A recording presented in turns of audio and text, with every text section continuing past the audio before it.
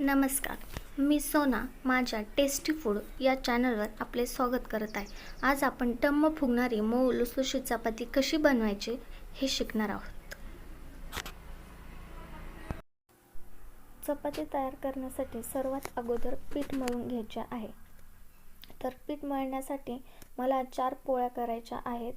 तर अगोदर पीठ घेतलेले आहे। तर ते एका पोळीसाठी साधारणतः एका मुठीत एका आपल्या हातामध्ये जेवढे पीठ बसेल तेवढी एका पोळीसाठी पीठ घ्यायचे आहे। एवढे पीठ माझ्या हातामध्ये बसले आहे। तर मी एका पोळीसाठी एवढे घेतले। तर मला 4 पोळ्या करायच्या, तर 4 पोळ्यांसाठी मी 4 मुठा पीठ घेतलेले आहे।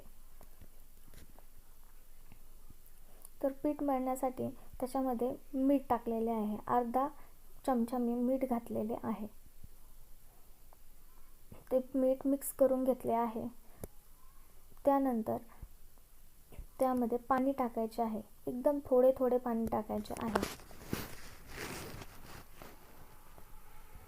कारण एकदा जर पाणी जास्त घातले तर पीठ पातळ होण्याची शक्यता असते, म्हणून थोडे थोडेच पाणी घालायचे आहे।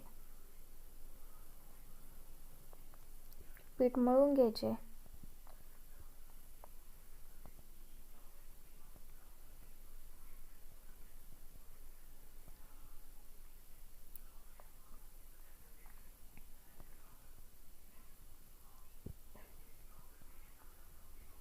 परत पाणी घालून घ्यायचे आहे।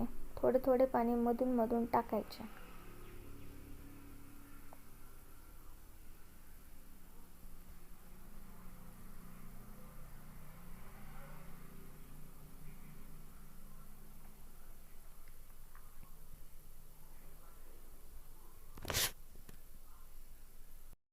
पीठ मळल्यानंतर अशा प्रकारचा एक गोळा तयार होतो।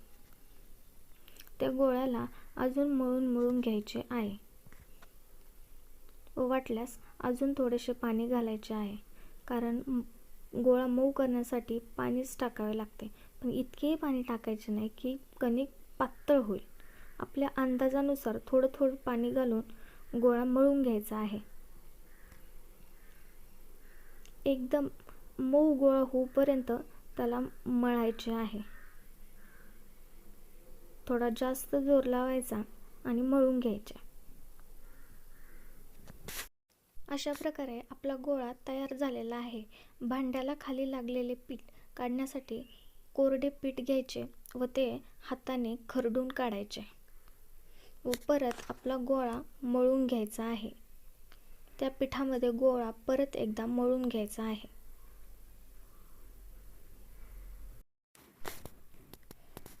अशा प्रकारे गोळा तयार झालेला आहे, पण त्याला अजून पाणी लावून मऊ करून घ्यायचे आहे। आणि पीठ मळताना जोर थोडा जास्त लावायचा, म्हणजे कणिक चांगल्या प्रकारे मळली जाते। अशा प्रकारे आपला गोळा तयार करून झालेला आहे। म्हणजे आपल्या रेसिपीतली एक प्रोसेस कंप्लीट झालेली आहे। आपला गोळा तयार करून झालेला आहे। त्यावर थोडेसे तेल लावायचे, कारण पीठ कडक होत नाही, त्यामुळे थोडेसेच तेल लावायचे व ते 10 ते 15 मिनिटासाठी ते मळलेले पीठ थोडा वेळ ठेवून द्यायचे व आपले बाकीची जे काही कामे आहेत ते आवरून घ्यायचे। तुम्ही पाहू शकता 15 मिनिटानंतर पीठ किती मऊ झालेले आहे। असे पीठ झाल्यानंतर मग याचे गोळे तयार करून घ्यायचे, कारण अगोदर गोळे तयार करून घेतले तर आपला वेळही वाचतो आणि गॅस वाया जात नाही व ज्यांचं स्पीड कमी असेल त्यांच्यासाठी ही प्रोसेस एकदम उत्तम आहे। मी म्हटल्याप्रमाणे माझे 4 गोळे इथे तयार होणार आहेत।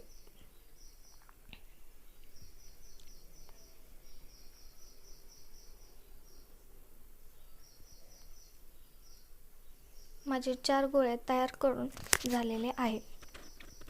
तर आता आपण चपाती बनवण्यास सुरुवात करूया।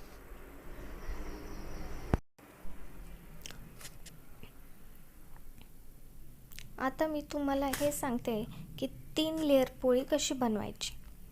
सगळ्यात अगोदर गोल करायचं, छोटा गोल करायचा व त्याला तेल लावून घ्यायचे.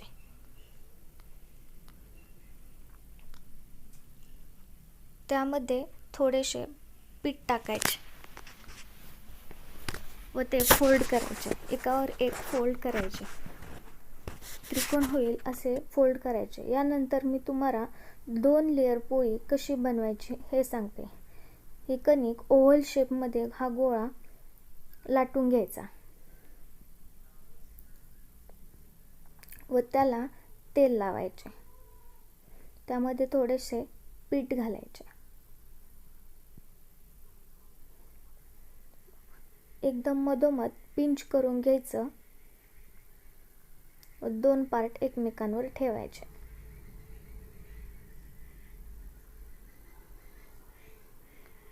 याची होईल 2 लेयर पोळी. आता आपण पोळी लाटायला सुरुवात करूया. गोळा पिठात बुडवून घ्यायचा आहे व हलक्या हाताने पोळी लाटायला सुरू करायची. पोळी लाटताना जास्त भार द्यायचा नाही.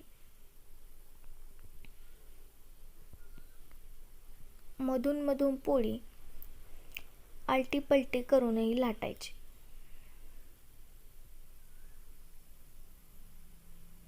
आलटी पलटी करून लाटल्याने पोळी जास्त फुगते व त्याच्या कडाही जाड राहत नाही. थोडी पोळी मोठी झाली की पिठात बुडवून घ्यायची व परत लाटायची. जर तुमचा पोळीपाट हलत असेल तर त्याखाली पेपर किंवा रुमाल तुम्ही टाकू शकता. असं केल्याने तुमचा पोळीपाट हलणार नाही. पोळीच्या कडा जास्त लाटून घ्यायच्या, कडा जाड राहता कामा नये.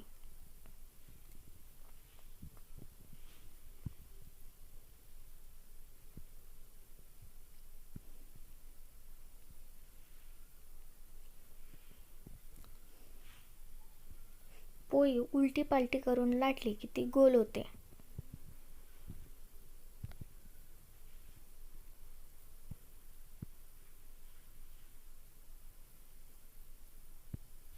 अशा प्रकारे आपली पोळी लाटून तयार झालेली आहे.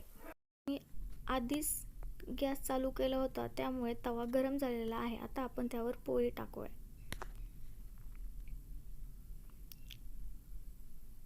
जोपर्यंत पोळीवर बबल्स येत नाही तोपर्यंत पोळीला हात लावायचा नाही. छोटे छोटे बबल्स त्यावरती आता दिसायला लागलेले आहेत. पोळी नंतर पलटून घ्यायचे.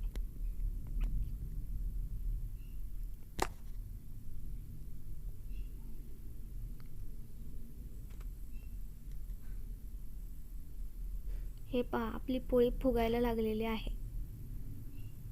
परत एकदा पोळी पलटून घ्यायची. त्यानंतर त्यावर तेल लावून घ्यायचे. वरून तेल लावले तर पोळी ही कडक होत नाही. हे पहा, आपली पोळी टम्म अशी फुगलेली आहे.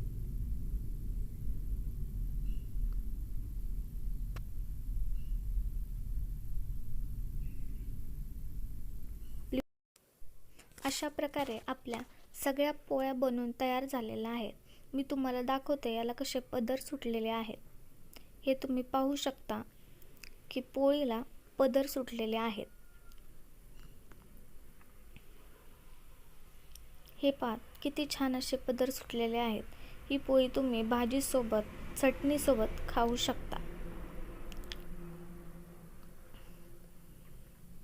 अशाच प्रकारे जर आमचा व्हिडिओ आवडला असेल तर लाईक, शेअर आणि सबस्क्राईब करायला विसरू नका. थँक्यू.